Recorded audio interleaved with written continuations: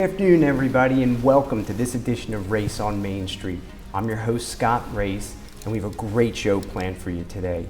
We will be visiting with, in a very short time, a Philadelphia icon in terms of the products that they produce here. Our guest, Evan Prochniak, who is here from Zitner's Candy, is going to talk all about the candy making process and Zitner's and its long history.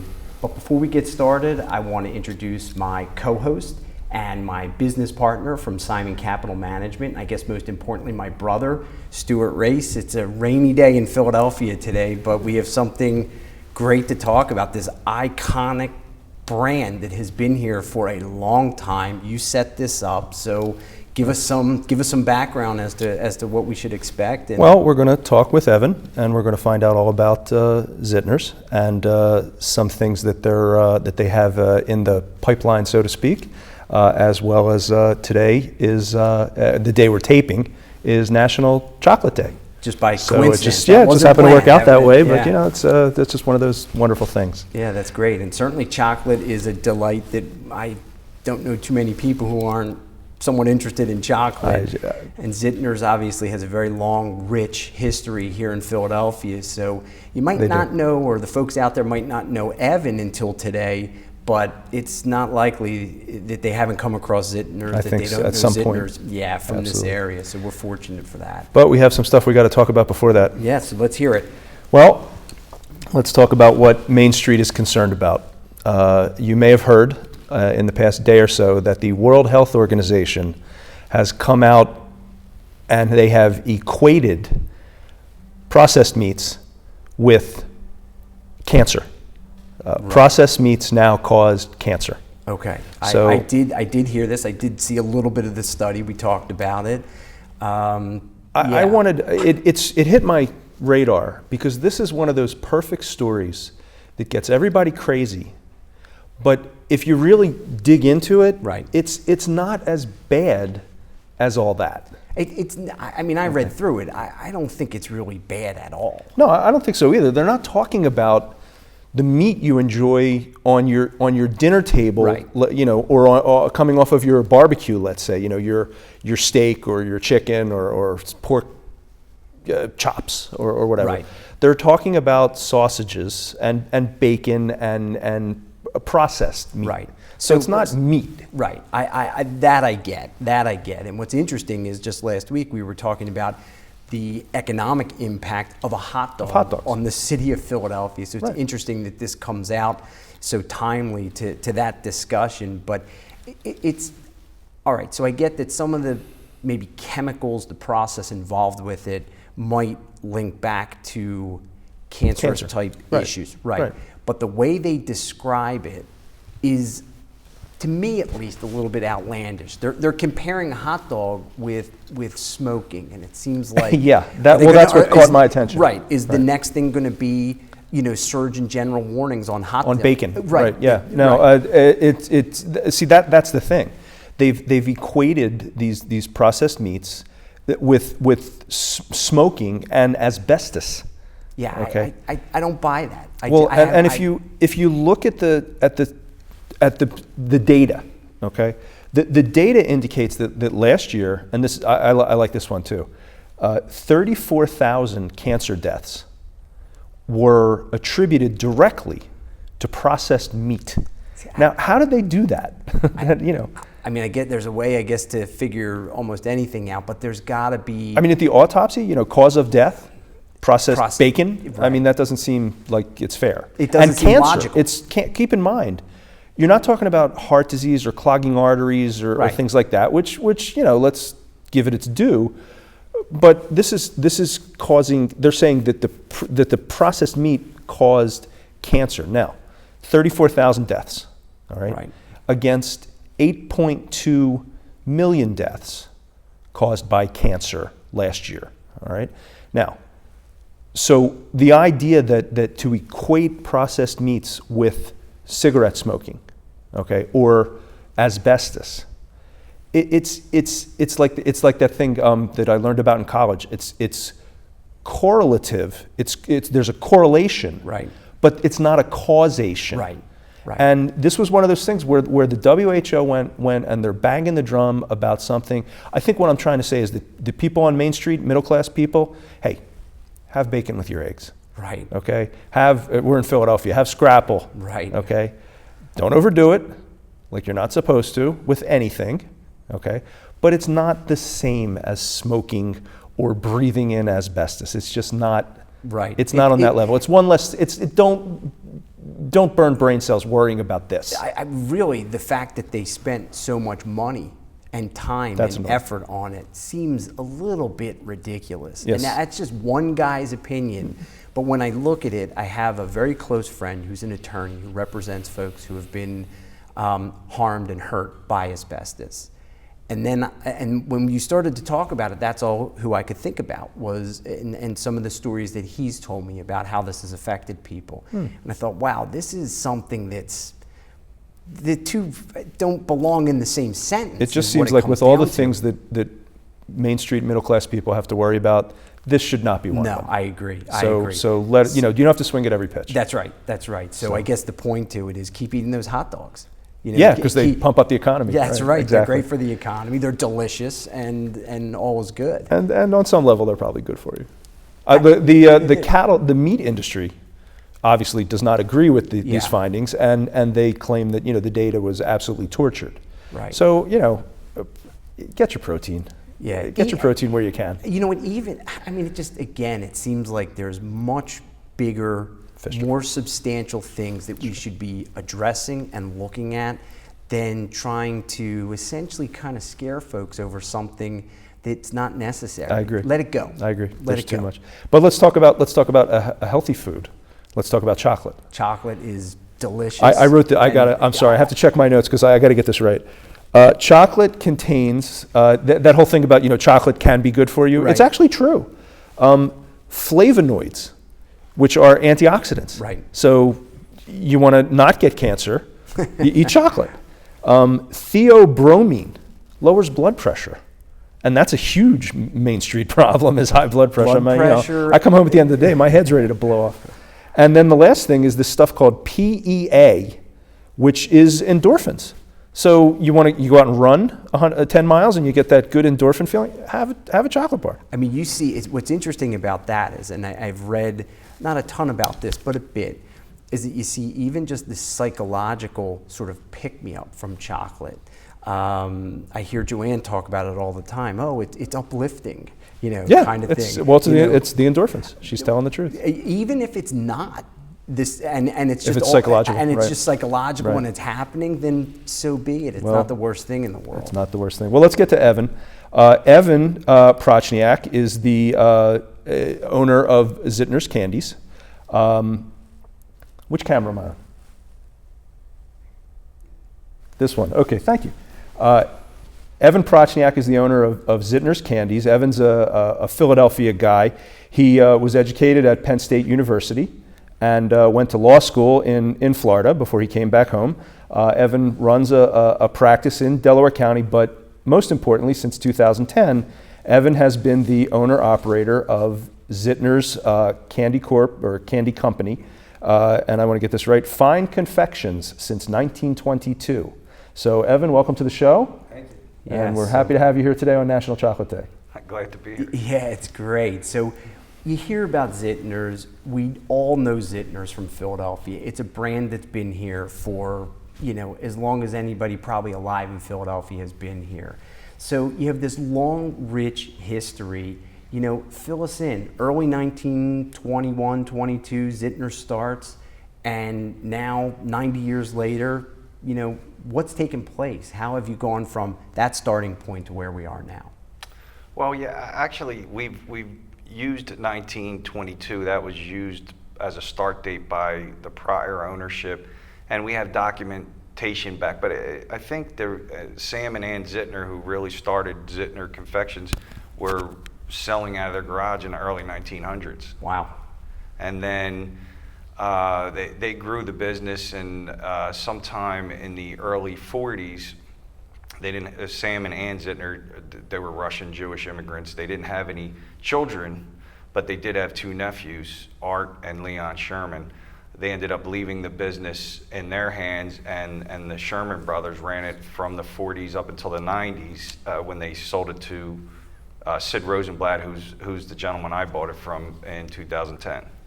And I guess, you know, they've done a ton of different things over the course of years, boxed chocolates and candy apples and fruits and nuts and multiple products. And I think some of that's been lost over the last 20 years, and I'm actually trying, I'm going and digging through the recipe books. I have handwritten recipes from the 50s and notes from you know, these brilliant chocolate makers, and I'm trying to digest them and bring some of that old that old style candy back, and we have plans this year.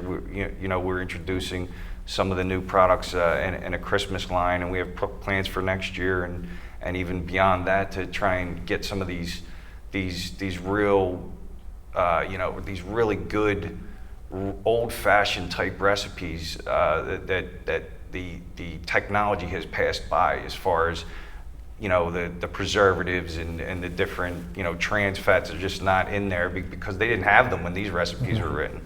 So you know, we're trying to keep with the history. So I tell us something. I want to jump right to it because you mentioned, you know, I'm born and raised in Philadelphia, been eating Zitner since I was this high, but only at Easter. Now you just mentioned that that's going to change. That's correct. So tell us about the new opportunity. Tell us about the new Christmas line. Okay, so I guess, you know, it's tough to maintain a business when it's just one holiday. So and I had, you know, books and books of, like I said, handwritten recipes and different product lines, and you know, people were so fanatical about the candy, and I would get calls and emails, why can't we get buttercrack in the summer? Why, you know, and so, you know, I did the research, and over the course of 2 years came up with some candies and fine-tuned them so that they would stay within that Zitner quality. And we finally actually just went to market, and they'll actually be out in stores. We've got them in some ShopRites, Acme, Kmart, and you know, on Walmart, and you'll be seeing them within the next few weeks. So not as a commercial, but as a Philadelphia evolution. We're going to be able to get Zitner candies for Christmas this Christmas. That's right. Yeah. That's wonderful. That's amazing. And so when you look, and we've talked before, so I know a little bit about the depth of your passion as it, you know, centers around candy and chocolate. You know, what's it like to be able to sort of take something that you love so much and get up and go do it every day and make a career out of it and feed your family with it, all that kind of great stuff? So many people we talk with say, I wish I could take my passion in life and translate that into my working profession. It would just make things so great. You get to do that every day at a candy factory. I mean, that's pretty special. What's it like? Well, it's great coming from my background as an attorney, where, you know, it's argue, you know, to an industry where everybody's always happy and people are always happy to see you. I go into a room and I don't say I'm an attorney, I say I'm a candy maker. And more people talk to me now. Yeah, I bet. It's nice because people do get a joy out of good candy, and the passion of it comes from, I mean, the ability to actually you know, take a product and make it and manufacture it. It's a feeling of accomplishment, and to give something to somebody that people will enjoy and make their life a little bit better in a small way. Yeah, it's great. It's great. So tell us about the process. Now, I assume, because I've seen the movie and I've done the research, that you have a bunch of Oompa Loompas that put this stuff together. Like, how does it go from this to that? Well, we have real Oompa Loompas. The company is blessed with a group of employees that, you know, for the most part have been there the better part of 15 to 30 years. I mean, we have people 40 years and that have been with the same factory, and it's kind of a family setting, and it's been passed down from generation to generation about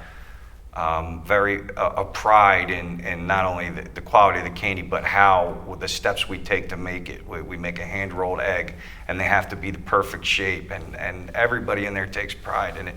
And I think that without them, you wouldn't get that quality of candy. I mean, these employees really are proud. They've been there. They taught me. I mean, they've really embraced me and taught me no, this is the way Zitner does it. That's great. It's interesting when you think about you're taking these raw materials and making them into a finished product and then delivering them to market, and somebody, just like you said, there's that moment of joy that they get as they bite into a piece of candy. So let's talk a little bit more though, because I find it, I don't want to just gloss over it, these new lines of candy that are out and the commitment that goes into it. We talk about Main Street, middle class America all the time. So the commitment to go into saying, hey, you know what? I want to be able to provide certain items, not just a seasonal event. I want to make this a 365-day each year event. So what goes into that? There's obviously cost. You have to hire people. There's marketing costs. There's all the components to it that then allow you to put that in place. Give us a little bit of background about the thought process and then you moving forward with it and how that all came about and really the depth of going from sort of like that starting point to actually rolling out this new line starting this year. Right. I think I started, there was always a lot of pressure to introduce new products by my retailers, by my salespeople, and by my customers. So, but I did not want to introduce a product just to introduce a product line. I took a logical approach. What do people like? And, what flavors are good? And looking through my recipe books, which are actually the Zitner's recipe books, what were they doing back then? What could we do now that that came from an original Zitner recipe but would be relevant in today's market? And then the packaging has to be designed. I mean, there's substantial cost in designing a packaging. Little things like we're known for Easter. Our logo's a bunny. Do we put the bunny on there or not? Well, will people recognize us without the bunny? Little things like that. The packaging, expense is significant. Where just the tooling and the design, every aspect of it. Before you even sell a piece of candy, there's a substantial outlay of money, and it's a risk. Yeah, and I think that myself included, and all the folks on Main Street, middle class America, everybody, you don't realize what goes into that whole process. It's not just candy. That's obviously the end result because that's what you're going to bite into. But just like you said, there's packaging, there's suppliers that relate to that, there's art designs, what's going to work. Just like you said, do we put the bunny, not the bunny? I think the most interesting thing is figuring out what kind of candy is going to be relevant. Yeah. I think the word you used was relevant to today's palate, right, as opposed to 100 years ago. Mm-hmm. So I think that's one of the more interesting things, one of the more interesting aspects of making those decisions and those determinations. So then with that, do you make a few things, call in a few people who you think might take a bite? How do you get that job? Yeah, right. Is that a paid position? Yeah, I'll do it for free. My kids and wife will do it. I started home in the kitchen, and they're my biggest, taste this, what do you think? What do you? And I start a lot of the stuff at home, and then we move it into a bigger setting. But it's easy to make. It's easier for us to make a quality candy than it is to actually get the packaging in line. The easiest part, I could put a new product out every day based on, I have great recipes already. Right. But the packaging becomes the more difficult part of it. Yeah, that's interesting. So give us a little background of the industry. I mean, it's we hear about and see about and we see candy all over the place. I mean, it's out there. There's other brands as well. What's the industry like as a whole? Give us some background. Talk about how you get on different shelves, because Zitner's was always Philadelphia, right? Right. Well, I was blessed. I bought into a company that was already on those shelves and already had a big following. I think if the product sells, it's going to, the retailers will want that on their shelf, and we have a huge success rate in what they call sell-through. Our candy goes on the shelf, the holiday's over, they're not stuck with any of it because it all sold, and that's important to the retailers, and then that builds on itself. And I guess if you're within a percentage where your candy or your product sells at such a high rate, next year there's room to increase it a little bit, and that's how you grow the sales. So in terms of the geography of the industry, you're a Philadelphia company for 100 years. How far out do you reach at this point? Well, so I took an expansive, approach to it, and when I took over the company, we were 150 mile radius of Philadelphia. Now, with Wawa, we're all the way up and down the coast to Florida. We've pushed north up into New York and Long Island and a lot of areas. We're heavy in Baltimore and down in Virginia and Maryland now. And actually this year I just signed a deal with Kroger, and we're going to be pretty much nationwide in a bunch of areas. So we're really working on pushing that perimeter out. Yeah, it's a great quality product. So why wouldn't somebody in Arizona or Montana or wherever be interested in something like this? It's pretty, it's a pretty terrific brand. So. And that's what I'm getting is that, I bring it to a sales meeting, just have the retail buyer taste it. It goes into your other question where about the industry. We have a pretty good niche in the industry in that we're a candy shop quality candy. If you went to a candy shop and put our candy out of the box in it, and it would taste just as good as any that, made in the back room candy.